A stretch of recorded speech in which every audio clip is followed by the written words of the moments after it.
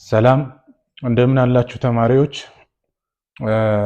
ከባለፈው ክፍል ካቆምንበት እንቀጥላለን።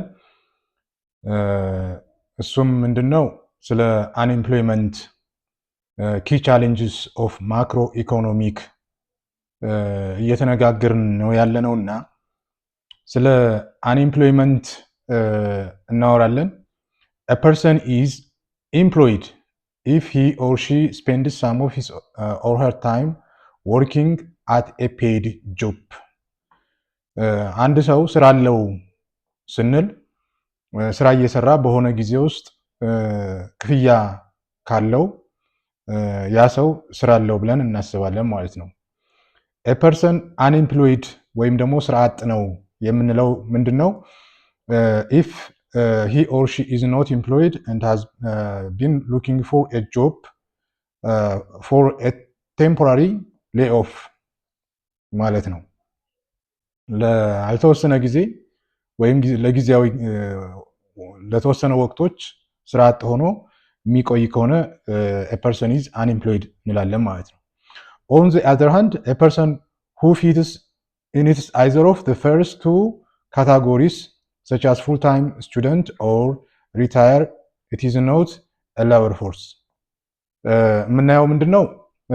ተማሪ ሆኖ ወይም ሌላ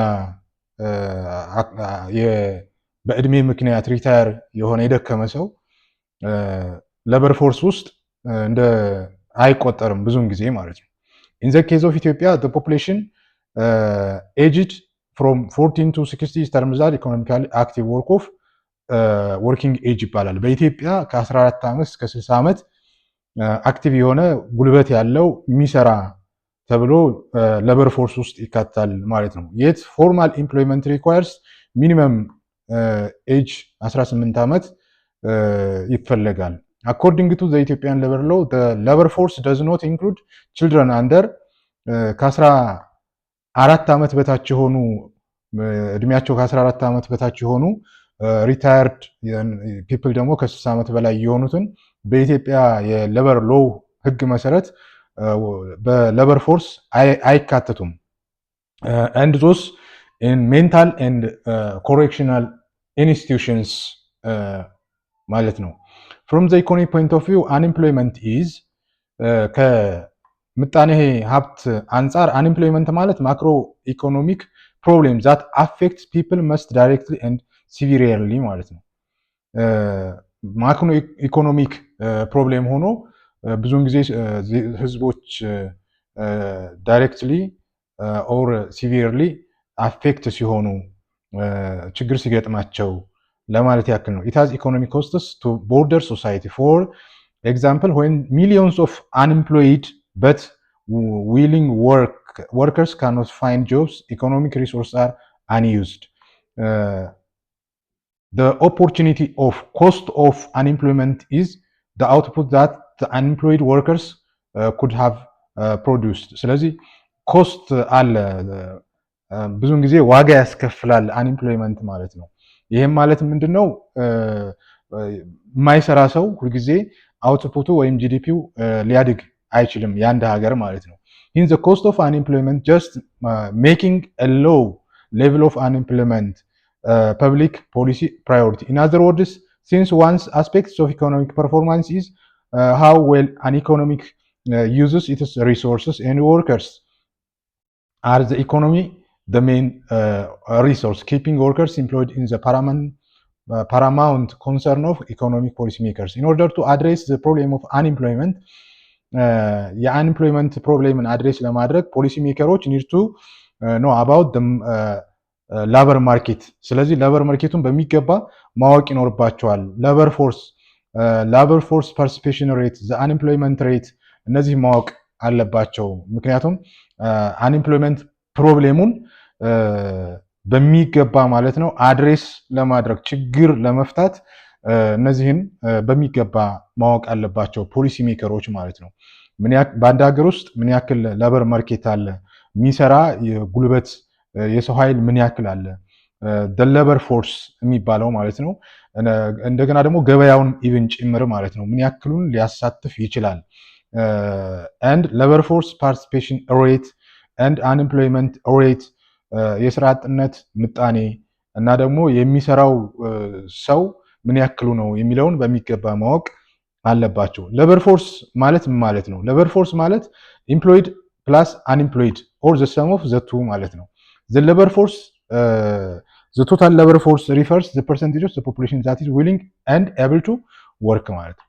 ፍላጎትና ለመስራት የሚችለው ኢምፕሎይድ እና አንኢምፕሎይድን ደምረን ምን እንላለን? ሌበር ፎርስ እንላለን ማለት ነው። ዘ አንኢምፕሎይመንት ሬት ማለት percentage of the labor force that is unemployed or the percentage of those people who want to work and who do not have jobs or those who work who are out of the job despite willingness to work at the existing wage rate አሁን ባለው የገበያ የሌበር ገበያ ማለት ነው መስራት የሚፈልጉ ግን ደግሞ ስራ የሌላቸው ለአጠቃላዩ ለሌበር ፎርስ ተካፍሎ ምን እናገኛለን? አንኢምፕሎይመንት ሬትን እናገኛለን ማለት ነው። The labor force participation rate ደግሞ is the percentage of the adult population that is in the labor force ማለት ነው። ስለዚህ labor force is equal to labor force is equal to number of unemployed plus number of employed እንላለን። unemployment rate ደግሞ unemployment rate is equal to number of unemployed over number of ሌበር ፎርስ ቶታል ማለት ነው ታይምስ 100 ስናደርግ አንኤምፕሎይመንት ሬት ወይም የስራ አጥነት ምጣኔ እናገኛለን ማለት ነው። ሌበር ፎርስ ፓርቲሲፔሽን ሬት ስንል ደግሞ አጠቃላይ ሌበር ፎርስ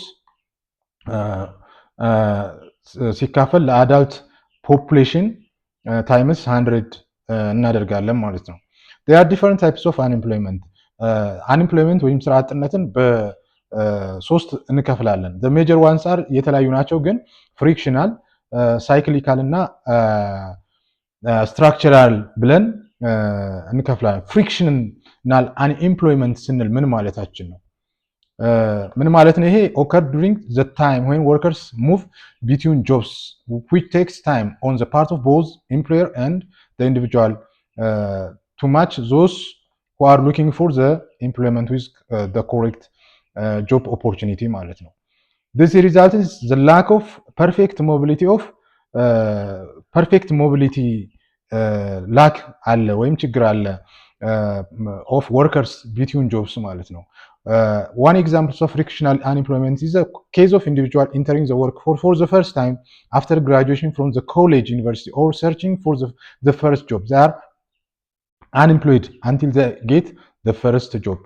ፍሪክሽናል ማለት ለምሳሌ ከኮሌጅ ወይም ከዩኒቨርሲቲ የተመረቁ ተማሪዎች ስራ እስኪያገኙ ድረስ ያለውን ጊዜ ማለት ነው ምን እንለዋለን? ፍሪክሽናል አንኤምፕሎይመንት እንለዋለን ማለት ነው።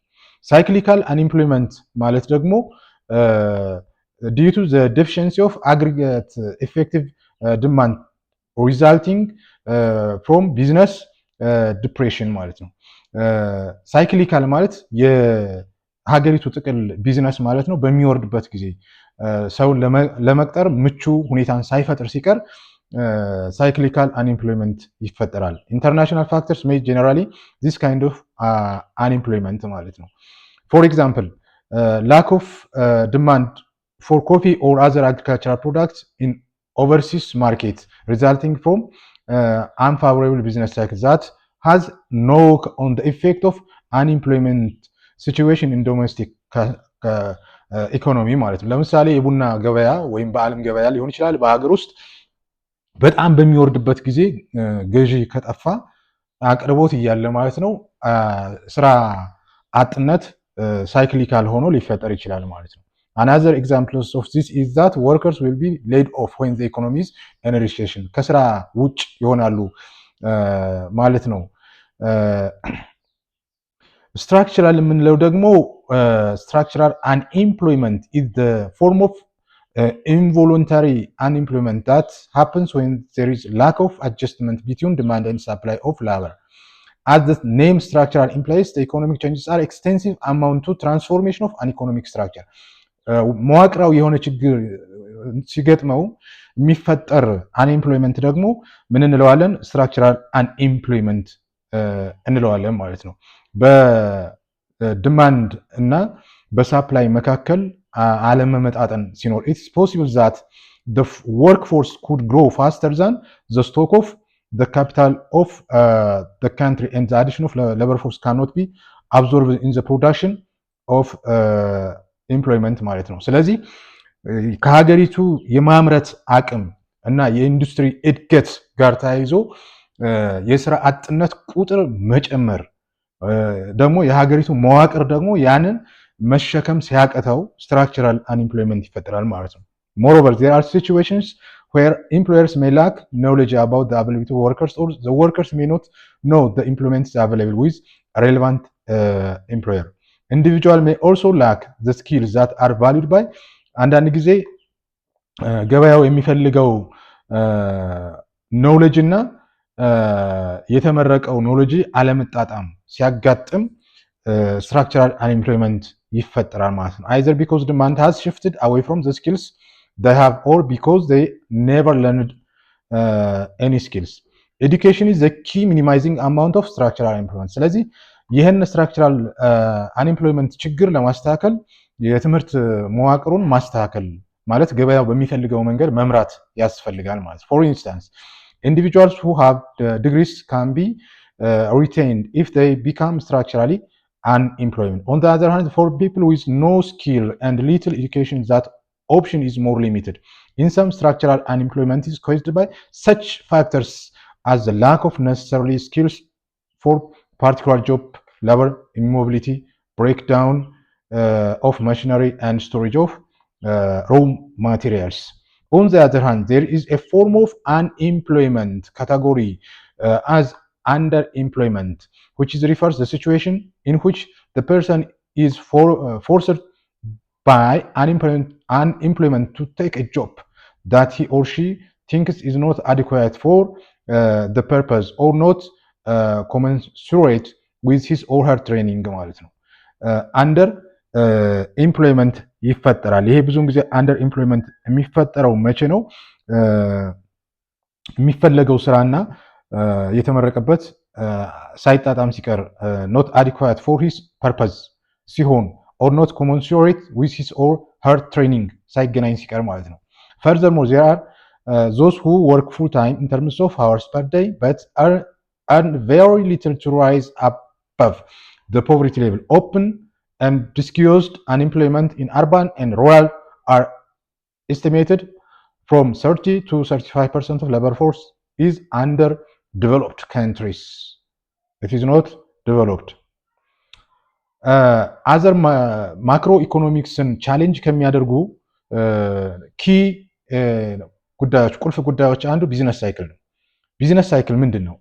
in early life economic growth is often accompanied by cycle of expansion and contraction, boom and boost ያደርጋል። the term business cycle also known as trade cycle or economic cycle or ምን እንለዋለን? ቡም በስት ሳይክል እንለዋለን ማለት ነው።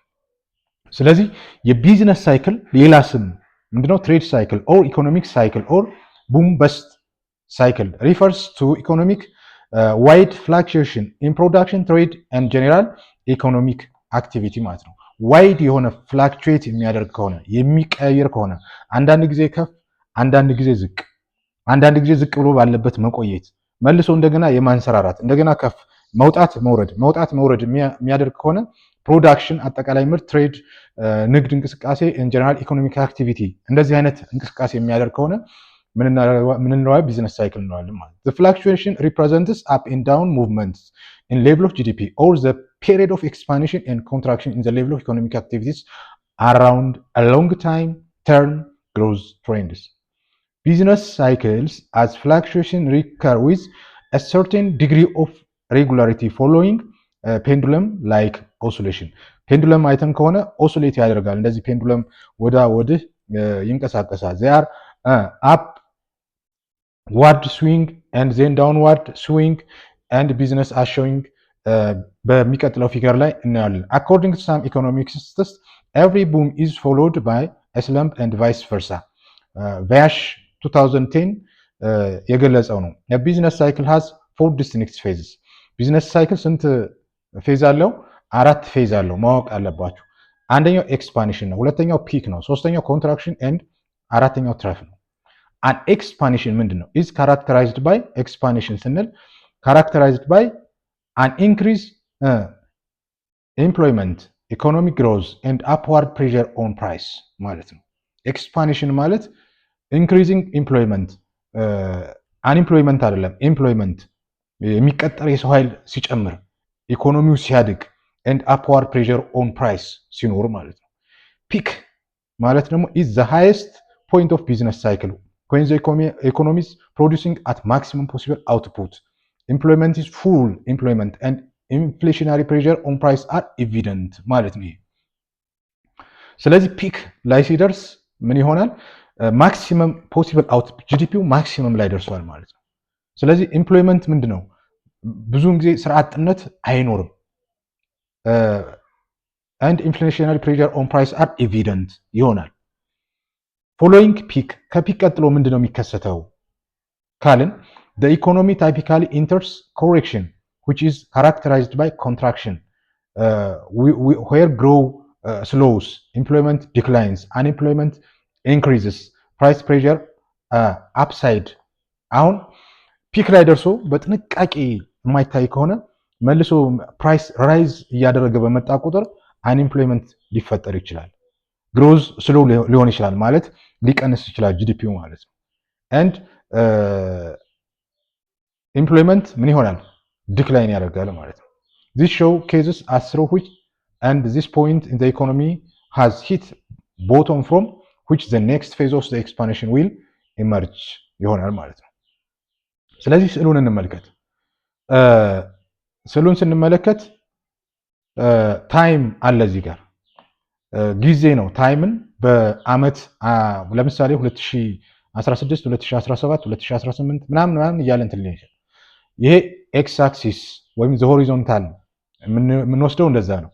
ዘ ቨርቲካል ኦር ዋይ አክሲስ ደግሞ አውትፑት ወይም ጂዲፒውን ምን ያክል ነው ስንል ነው። ስለዚህ የመጀመሪያውን ስንመለከት ቡም ኦር ፒክ የምንለው ፖይንት ይሄ ነው። ማክሲመም ጂዲፒው ማክሲመም ነው። ፉል ኢምፕሎይመንት ነው የተረጋገጠው። ፕራይስ ከፍ ብሏል ማለት ነው። ከዛ ምን ያደርጋል? ኮንትራክት ያደርጋል። ይሄን ወደታች ሲወርድ ኮንትራክሽን ኦር ሪሲሽን እንለዋለን። ወደታች ሲወርድ ማለት ነው። ከዛ ምን ትራፍ ኦር ዲፕሬሽን ላይ ይደርሳል። ትራፍ ኢናዘር ኔም ዲፕሬሽን እንለዋለን። ዝቅተኛው ወለል ላይ ሲደርስ ማለት ነው። ሪከቨር ኦር ኤክስፓንሽን የምንለው ይሄ እንደገና ሲያንሰራራ መልሶ ሲነሳ ነው። ማንሰራራት ኤክስፓንሽን ሲያደርግ ማለት ነው። ስለዚህ ቢዝነስ ሳይክል ምንድነው ያለው? the up and down movement of the business trade or output ያልነው ማለት ነው። ስለዚህ ግሮዝ ትሬንዱን የሚያሳየን በዚህ መንገድ ነው ማለት ነው። ስለዚህ ምን እንለዋለን? ቢዝነስ ሳይክል እንለዋለን። ቡም ላይ ምን ይሆናል? ኮንትራክሽን ላይ ምን ይፈጠራል? ዲፕሬሽን ላይ ምን ይፈጠራል? ሪከቨሪ ላይ ምንድነው የሚሆነው የሚለውን በሚገባ ማወቅ ይኖርባቸዋል። ኢን ሳም ኢኮኖሚክ ፍላክቹዌሽንስ አር ኖት ሬጉላር ኤንድ ፕሪዲክቴብል። ብዙውን ጊዜ ሬጉላር አይደለም፣ እንደገና ፕሪዲክት ማድረግ አይቻልም።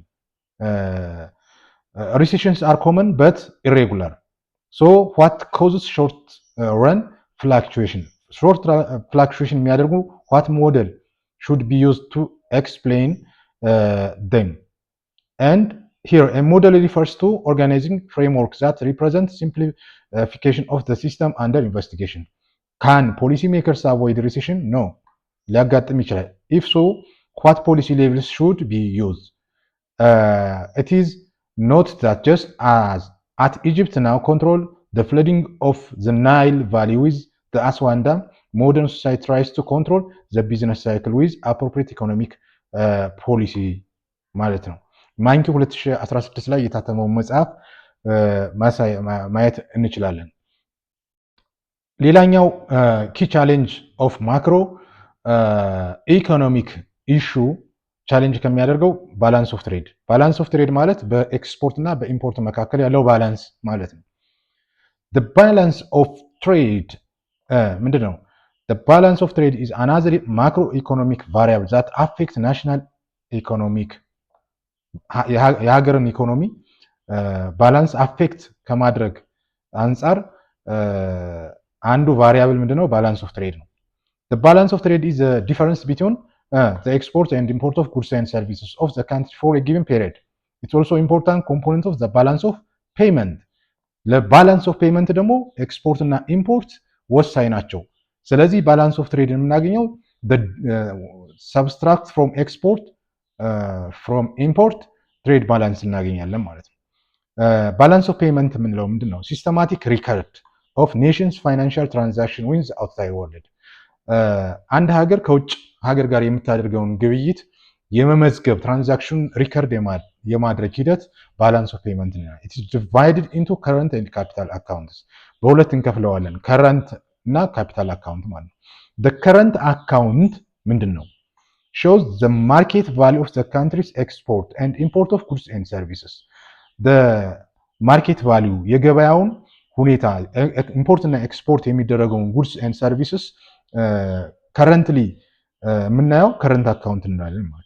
ኢንቨስትመንት፣ ኢንካም፣ ደቢት፣ ሰርቪስ፣ ፔይመንት ኤንድ ፕራይቬት ኤንድ ፐብሊክ ኔት ሬሚታንስ ኤንድ ትራንስፈርስ በአጠቃላይ ማለት ነው። ኢምፖርት ኤንድ ኤክስፖርት፣ ኢንቨስትመንት፣ ኢንካም፣ ደቢት፣ ሰርቪስ፣ ፔይመንት ኤንድ ፕራይቬት ኤንድ ፐብሊክ ኔት ሬሚታንስ ኤንድ ትራንስፈር እነዚህ ከረንት አካውንት ላይ የተቀመጡ ናቸው። ለምሳሌ እንዲህ ብላችሁ ልትጠየቁ ትችላላችሁ። ከረንት አካውንት ላይ የምናያቸው ምንድን ናቸው ብትባሉ እነዚህ መዘርዘር አለባችሁ ማለት ነው። ካፒታል አካውንት ደግሞ የምንለው ሾውስ ዘ ቮሊዩም ኦፍ ፕራይቬት ፎሬን ኢንቨስትመንት ኤንድ ፐብሊክ ግራንትስ ኤንድ ሎንስ ዛት ፍሎ ኢንቱ ኤንድ አውት ኦፍ ዘ ካንትሪ ኦቨር ኤ ፔሪድ ማለት ነው። ካፒታል አካውንት የምንለው በተለይ ደግሞ ፕራይቬት ፎሬን ኢንቨስትመንት እና ፐብሊክ ግራንት የያዘ ቮሊዩሙን የያዘ ሆኖ ሎንስ ብድር ሊሆን ይችላል ወደ ሀገር የሚገባና ወደ ውጭ የሚወጣ አጠቃላይ በተወሰነ ጊዜ ውስጥ ማለት ነው ካፒታል አካውንት እንላለን። ካንትሪስ ፔይ ኢንተረስት ኦን ሎንስ ዘይ ሪሲቭ ወለድ ብድር ተበድረው ወለድ ይከፍላል። ፎር ዚስ ዘይ ፔይ ሰም ኦፍ ኢንተረስት ፔይመንትስ ኤንድ ፔይመንትስ ኦፍ ፕሪንሲፓል ኦን ኤክስተርናል ደቢት ዊች ኢዝ ኦልሶ ኮልድ ደቢት ሰርቪስ ቶዳሮ ኤንድ ስሚዝ 2015 ላይ የታተመ መጽሐፍ ላይ በዚህ መንገድ ይገልጸዋል። The balance of trade or trade balance is any gap between a nation's dollar volume of exports and imports. ምን ብለናል? ትሬድ ባላንስ በኢምፖርት እና በኤክስፖርት መካከል ያለውን የሚያይ ነው ካልን when import exceeds export ሲሆን the result is trade deficit in the economy. ምን እንላለን? ኢምፖርት ኤክስፖርት ወደ ሀገር ውስጥ የምናስገባው ወደ ውጭ ከምንልከው ከበለጠ ምን ያጋጥማል? ትሬድ ዴፊሲት ያጋጥማል ማለት ነው። in the other word if export exceeds import the economy has trade surplus እንላለን። on the other hand if export and imports are equal እኩል ሲሆን ደግሞ ምን እንላለን? the trades are balance እንላለን። now let us compared to countries namely Ethiopia and China with different trade balances. In 2020, Ethiopia ran a trade deficit about 10.7 billion US dollar, while China had substantial commodity trade surplus amounting about 535 billion US dollars in the same year. በ2020 ማለት ነው ኢትዮጵያ 10.7 ቢሊዮን የሚሆን የአሜሪካን ዶላር ትሬድ ዴፊሲት ውስጥ ገብታለች ማለት ነው። ያ ማለት ምንድን ነው? ኤክስፖርት ምን ሆኗል? ኢምፖርት ኤክሲድ ሆኗል ማለት ነው። ከኤክስፖርት ማለት ነው ከውጭ የምናስገባው በልጧል ማለት ነው ኤክስፖርት ከምናደርገው። በዚያው አመት ደግሞ ቻይና ማለት ነው 535 ቢሊዮን ዩኤስዲ ትሬድ ሰርፕለስ አግኝታለች። ያ ማለት ምንድን ነው? ኢምፖርት ምን አድርጓል? ኦር ኤክስፖርት ኤክሲድ ኢምፖርት ሆኗል ማለት ነው። ወደ ውጭ አስወጣችው ወደ ሀገር ውስጥ ካስገባችው በልጧል ማለት ነው። እና እንደዚህ ነው ትሬድ ባላንስ የምናየው ማለት ነው። the question is ጥያቄው ምንድን ነው? አሁን what happens when trade is out of balance and large trade surplus or deficit? ትሬድ ባላንስ ሰርፕለስ ሲሆንና ኦር ዴፊሲት ሲሆን ምንድነው የሚያጋጥመው? ምንድነው የሚሆነው? ሜኒ ኔሽንስ ሲክስ ትሬድ ሰርፕለስ፣ ብዙ ሀገራት ትሬድ ሰርፕለስ እንዲሆንላቸው ይፈልጋሉ። however some degree of trade deficit is economically tolerable for countries when such a deficit reflects the importing of capital equipment which can then be used to boost productivity and output. ምርትና ምርታማነታቸውን ለማሳደግና ጂዲፒያቸውን ለማሳደግ አንዳንድ ኢኮኖሚካሊ ቫሉብል የሆኑ ቶለሬብል የሆኑ እቃዎችን ሊያስገቡ ይችላሉ። ዴፊሲት ሆነው ማለት ነው። ቶለሬብል የሆነ a series of financial crises which are triggered by unbalanced trade and lead economic in deep ይሄም በዚሁ የሚቀጥል ከሆነ ግን ዲፕ የሆነ ሪሴሽን ውስጥ ሊያስገባ ይችላል። this crisis begin with the trade deficits at the time point of foreign investors become pessimistic about the economy and move their money to the countries. The economy then drops into deep recession. ይወርዳል ኢኮኖሚ with real GDP often falling up to ምን ሊሆን ይችላል 10% or more in a single year ከ10% በታች ሊወርድ ይችላል። this happens to በ1995 ሜክሲኮ አጋጥሟታል በ8.1%። several countries in East Africa like Thailand, East Asia ማለት ነው Thailand, South Korea, Malaysia and Indonesia skimmed by to the same economic illness ከ1997 እስከ 1988 ኤዥያን ፋይናንሻል ክራይሲስ ላይ ማለት ነው ማንኪው ጽፎታል። ማንኪው የተባለ ኢኮኖሚስት በመጽሐፉ ማለት ነው አጋጥሟቸዋል። in the late 1990s and into the early 2000 Russia and Argentina had identical experience ገጥሟቸው ነበር ማለት ነው የትሬድ ዴፊሲት ማለት ነው ወይም ኢምባላንስ አጋጥሟቸው ነበር። problem with trade imbalance do not reduce the importance of economic benefits from foreign trade. ስለዚህ አንዱ ችግር ምንድነው ኢምባላንስ ሲያጋጥም ኢኮኖሚክ ቤኔፊትን ፎሬን ትሬድ በማድረግ ሬዲዩስ ማድረግ አይቻልም። ኢኮኖሚክ ቤኔፊት ማግኘት አይቻልም። in the globalized world of today countries benefit from the diverse in production possibilities. ስለዚህ ብዙ በማምረት due to different endowments, economies of scale and decreasing costs as the volume of output expands, as well as satisfaction of different tastes, preferences for commodities from different countries. Samuelson and ናሮዱስ 1995 ይህን ሀሳብ ጽፈዋል ማለት ነው። እንግዲህ ተማሪዎች ስለ ኪ ቻሌንጅስ ኦፍ ኢኮኖሚክ ማክሮ ኢኮኖሚክ ኢሹ ተነጋግረናል።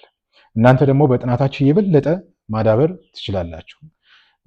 ለዛሬው አክቲቪቲው ዋንቱን በደብተራችሁ ላይ ሰርታችሁ ራሳችሁን መገምገም ትችላላችሁ። ዲፋይን ኢንፍሌሽን። ኢንፍሌሽን ምንድን ነው? ሊስት ዘ ፌዝ ኦፍ ቢዝነስ ሳይክል። ዲፋይን ትሬድ ዴፊሲት እና ትሬድ ሰርፕለስ ምንድን ነው የሚለውን ትሰሩና አሁን በእያንዳንዱ ነጥብ ውስጥ ያየናቸውን ነገሮች በተደጋጋሚ መለስ ብላችሁ አይታችሁ ራሳችሁን እንደገና መገምገም እና እውቀታችሁን ማሳደግ ትችላላችሁ ለማለት ያክል ነው። ለዛሬው እዚህ ላይ ይበቃናል። የዩቲዩብ ቻናሉን ሰብስክራይብ፣ ላይክ እንዲሁም ለጓደኞቻችሁ እንዲደርስ ሼር ማድረግ ይጠበቅባችኋል። አመሰግናለሁ።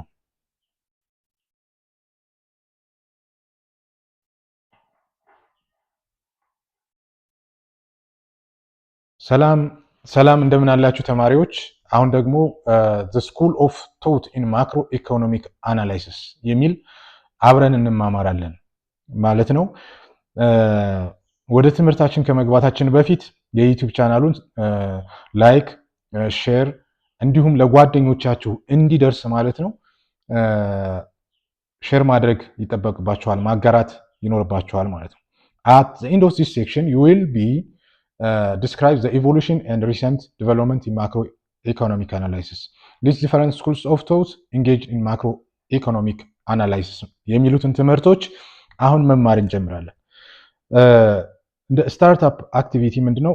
who was the proponent of economics ይላል። who is the pioneer? what are the major schools of thought in the macroeconomic analysis የሚለውን ይህን አክቲቪቲ በደብተራችሁ ጽፉና አብረን እንማማራለን። መልሱን በኋላ ትመልሳላችሁ። the evolution and recent development ይላል። ታሪክ አመጣጥና አሁን ላይ ያሉ ዲቨሎፕመንትስ የወጡ መረጃዎች ምንድናቸው የሚለው from the inception of macroeconomics different school of thought have engaged in macroeconomic analysis ማክሮኢኮኖሚክን ለመተንተን ማለት ነው የተለያዩ ስኮላርስ እንትን ብለዋል ተገኝተዋል ሐሳባቸውን ገልጸዋል። in the subsequent section we'll try to briefly distinguish the classical አሁን ቀጣይ classical neoclassical Keynesian the monetarist the new classical and the new Keynesian school of thoughts እንማማራለን ማለት ነው። አንዱ ከሌላው የሚለይበትንም በሚገባ ማወቅ ይኖርብናል። the classical and neoclassical ምንድነው? the classical view was predominant economic philosophy until the great depression ማለት ነው። ታላቁ የቢዝነስ ዲፕሬሽን ወይም ደግሞ ውድቀት እስካለበት ጊዜ ድረስ ያለውን ክላሲካል ቪው ተብሎ ይወሰዳል። ክላሲካል ቪው ማለት ነው። the workers of Adam Smith እንግዲህ the father of economist የሚባለው ነው። ከ1723 እስከ 1790 ድረስ የቆየው ዳቪድ ሆም ከ1711 እስከ 1776 ዳቪድ ሪካርዶ ከ1772 እስከ 1823 ጂን ባፕቲስት ሴይ ከ1767 እስከ 1832 ጆን ስቱዋርት ሚል ከ1806 እስከ 1873 ኳንት ዊክሼል ከ1851 እስከ 1926 and አይርቪንግ ፊሸር ከ1867 እስከ 1947 can be categorized as here ማለት ነው። ክላሲካል ተብለው የሚጠሩት እነዚህ ናቸው። ስለዚህ ክላሲካል ስኩል ኦፍ ቶት ያካሄዱ ኢኮኖሚስቶች እነዚህ ናቸው። እንግዲህ ኒዮ ክላሲካል እና ክላሲካል ውስጥ ወይም ደግሞ ሞኔታሪስት አቀላቅሎ ፈተና ልትፈተኑ ትችላላችሁ። እነዚህን ሰዎች በሚገባ ሊስት አድርጋችሁ ማወቅ ይጠበቅባችኋል። according to the classical thinking given flexible price ምንድነው? flexible price the short term fluctuation in economic activity would rather to be quick and they would adjust back to full employment. This view of the economy implied the hands of policy approach ምንድነው? the hands of policy approach the classical school of thought ማለት ነው። for example if the economy slips into recession በጣም ሪሴሽን ውስጥ የሚገባ ከሆነ it will temporarily exhibit a surplus of goods and falling price will eliminate the surplus and the economy will return to full employment level of GDP ይላል። in this case no active physical or monetary policy is needed. ስለዚህ አክቲቭ የሆነ ፊዚካል ኦር ሞኔታሪ ፖሊሲ አያስፈልግም በክላሲካል ስኩል ኦፍ ቶት መሰረት ማለት ነው። expansionary physical or monetary policy would only cause inflation rather than increase GDP ማለት ነው። ስለዚህ ሞኔታሪ ፖሊሲ ወይም ፊዚካል ፖሊሲ አፕላይ ብናደርግ ምን ሊያደርግ ይችላል ማለት ነው? ኢንፍሌሽንን ኮዝ ያደርግና ጂዲፒውን ሊጨምር ይችላል ማለት ነው።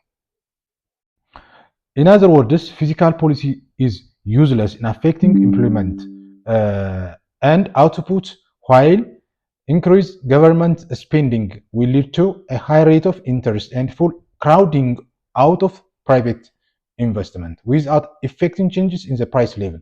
On the other hand, monetary policy has no effect on the real sphere of economic and it only leads to higher price level. For classical economists, the real and monetary sectors could be studied separately. ስለዚህ real sector and monetary sectors are ለየብቻው ነው መጠናት ያለበት ነው። demand side policies merely affect the interest rate or the price level while supply side policy affects the real wage and employment and output ማለት demand side policy ምን ነው affect የሚያደርገው interest rate and or the price level while supply side policy ወይም አቅርቦት መር ፖሊሲ እንትን የምንል ከሆነ ደግሞ ሪል ዌጅ እና ኢምፕሎይመንት ኤንድ አውትፑቱን አፌክት ያደርገዋል ማለት ነው።